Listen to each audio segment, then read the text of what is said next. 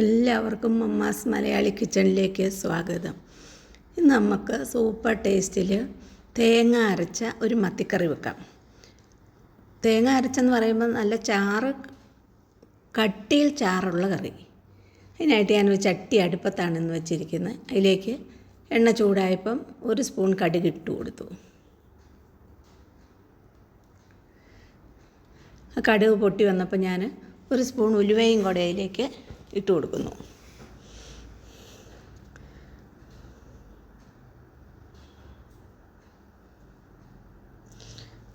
ഉലുവ പൊട്ടി വന്നു കഴിയുമ്പോൾ ഇതിനകത്തേക്ക് ഇഞ്ചിയും വെളുത്തുള്ളിയും കൂടെ ചതച്ചതാണ് ഇട്ട് കൊടുക്കുന്നത്.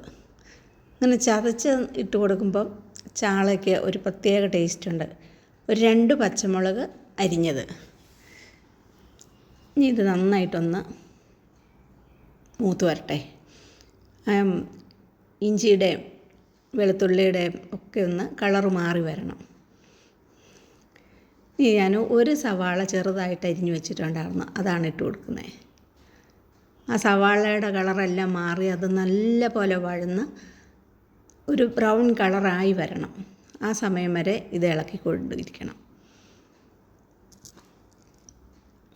കളറൊക്കെ മാറി തുടങ്ങിയത് കണ്ടോ, സവാളയുടെ കളറെല്ലാം മാറി നല്ല മൂത്ത് വന്നിട്ടുണ്ട്. ഇനി ഇതിലേക്ക് ഒരു മീഡിയം സൈസുള്ള ഒരു തക്കാളി അരിഞ്ഞത് ഇട്ട് കൊടുക്കുന്നു. ഇനി ആ തക്കാളി ഒന്ന് ഇളക്കി കൊടുത്താൽ മതി. അത് അങ്ങനെ അങ്ങോട്ട് വേവണ്ട.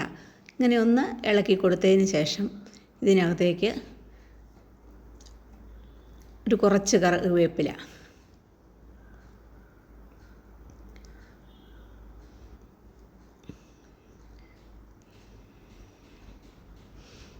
അതും കൂടി ഇട്ടൊന്ന് ഇളക്കുന്നു.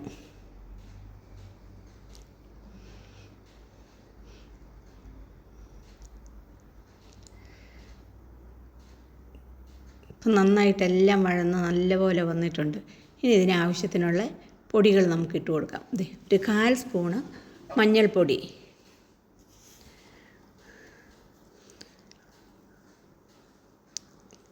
ഒരു 3/4 സ്പൂണ് മല്ലിപ്പൊടി ഇട്ട് കൊടുത്തിരിക്കുന്നു. 1 ടേബിൾ സ്പൂണ് മുളക് പൊടി ഇട്ട് കൊടുക്കുന്നു. ഇനി ഇതെല്ലാം കൂടെ നമുക്കൊന്ന് ഇളക്കി മുളകിൻ്റെയും മല്ലിയുടെ എല്ലാം ഒന്ന് കളർ മാറുന്ന വരെ ഒന്ന് ഇളക്കി കൊടുക്കണം. കളറെല്ലാം മാറി വന്നു തുടങ്ങിയിട്ടുണ്ട് കണ്ടോ.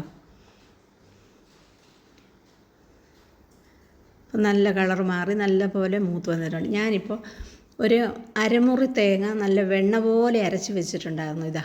ഇനി ഈ സമയത്ത് ആ തേങ്ങ അരച്ചതും കൂടെ ഇതിലേക്ക് ഇട്ട് കൊടുക്കുകയാണ്. ഇനി എല്ലാം കൂടെ നന്നായിട്ടൊന്ന് ഇളക്കി യോജിപ്പിക്കണം.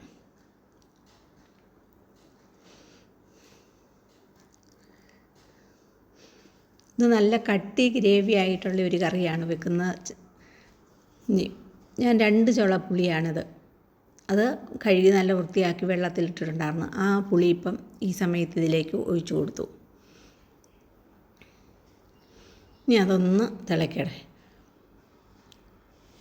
അതിനാവശ്യത്തിനുള്ള ഉപ്പും കൂടി ഇട്ട് കൊടുക്കുന്നു.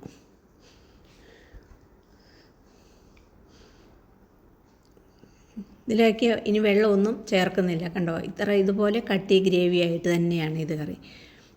ചാള നന്നായിട്ടും വൃത്തിയായിട്ട് വെട്ടി കഴുകി ഞാൻ വെച്ചിട്ടുണ്ടായിരുന്നു. ആ ചാള ഇപ്പോൾ ഇതിലേക്ക് പെറുക്കി ഇട്ട് കൊടുക്കുകയാണ്. ഇനി നമ്മളിതിനകത്ത് വെള്ളമൊന്നും ഒഴിക്കരുത്. ഈ ഗ്രേവിക്കകത്ത് കിടന്ന് തന്നെ ഇത് വേവണം. കണ്ടോ, നല്ല കുറുകി നല്ല കട്ടിയിലുള്ള ഗ്രേവി. ഇതാണ് അതിൻ്റെ പാകം. ഇപ്പം നമുക്ക് ഈ മത്തി ഇട്ട് കൊടുത്തിട്ട് ഒന്ന് ഇളക്കി കൊടുക്കാം.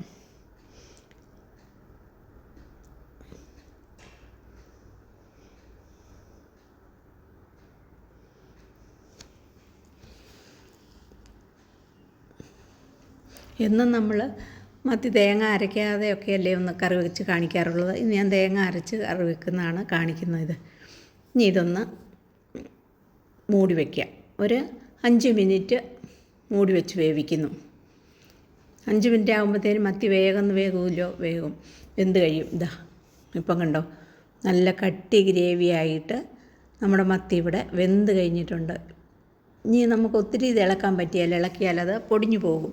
അതുകൊണ്ട് ചെറുതായിട്ട് നമ്മളിത് ചട്ടിയോടെ എടുത്തിട്ട് ഒന്ന് വട്ടം ചുറ്റിച്ചൊക്കെയാണ് എടുക്കാറുള്ളൂ. കണ്ടോ, ഏറ്റവും ടേസ്റ്റ് എന്ന് പറഞ്ഞാൽ ഇതിൻ്റെ ഗ്രേവി കൂട്ടാനാണ്. ആ ഗ്രേവി കൂട്ടി ചോറുണ്ണാൻ ഭയങ്കര ടേസ്റ്റാണ്. കണ്ടോ, നമ്മുടെ മത്തി ഇപ്പോൾ ഇവിടെ കറി റെഡി ആയി കഴിഞ്ഞിട്ടുണ്ട്. കണ്ടോ, നല്ല എണ്ണയൊക്കെ തെളിഞ്ഞ് നല്ല പാകത്തിന് ഗ്രേവിയായിട്ട് നല്ല കുറുകിയ ചാറോട് കൂടിയുള്ള മത്തിക്കറി ഇവിടെ റെഡി ആയിട്ടുണ്ട്. ഇനി അതിലേക്ക് കുറച്ച് കറിവേപ്പില ഇട്ട് കൊടുത്ത് 1 സ്പൂണ് കുരുമുളക് പൊടിയും കൂടെ ഞാൻ തൂളി കൊടുക്കുകയാണ്. ഇതും കൂടെ ഇട്ട് കൊടുത്തു കഴിയുമ്പോഴത്തേനും നല്ല സൂപ്പർ ടേസ്റ്റുള്ള നമ്മുടെ കട്ടി ഗ്രേവിയുള്ള മത്തിക്കറി ഇവിടെ റെഡി ആയിട്ടുണ്ട്. കണ്ടോ, ചോറിന് കൂട്ടാൻ ഏറ്റവും സുന്ദരമായ ഒരു കറിയാണിത്. അതിൻ്റെ ഗ്രേവി കണ്ടോ, നല്ല കട്ടിയിൽ. ആ ഗ്രേവി കൂട്ടാൻ വളരെ ടേസ്റ്റാണ്. ഇത് ദോശയ്ക്കോ അപ്പത്തിനോ ഒക്കെ ഈ കറി കൂട്ടാൻ പറ്റിയ ഒരു കറിയാണിത്. നമ്മുടെ മത്തിക്കറി ഇവിടെ റെഡി ആയിട്ടുണ്ട്.